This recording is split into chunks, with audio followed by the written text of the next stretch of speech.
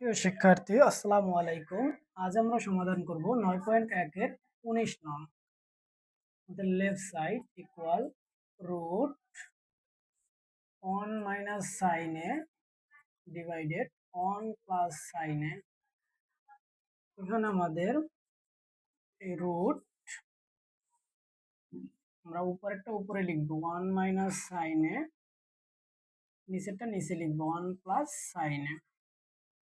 এই উপরে যেটা থাকে এটা উপরেও লিখব 1 মাইনাস সাইন এ, নিচেও লিখবো 1 মাইনাস সাইন এ।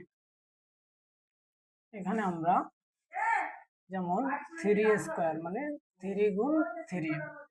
সো এখানে যেহেতু এটা দুইবার লেখা আছে, এটা আমরা হোল স্কোয়ার দিয়ে লিখতে পারি 1 মাইনাস সাইন এ হোল স্কোয়ার, এ প্লাস বি ইন্টু এ মাইনাস বিটা, এ স্কোয়ার মাইনাস বি স্কোয়ারের সূত্র হয়েছে আমাদের। এখানে আমাদের রুট এ স্কোয়ার, সরি, উপরেরটা উপরে লিখলাম 1 মাইনাস সাইন এ হোল স্কোয়ার। 1 মাইনাস সাইন স্কোয়ারের পরিবর্তে লেখা যায় কস স্কোয়ার।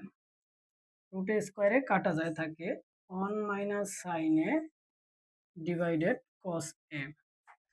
এই কসটা অনের সাথেও আছে, সাইনের সাথেও আছে, আমরা আলাদা করে দিই। 1 divided cos A minus sine A divided cos A.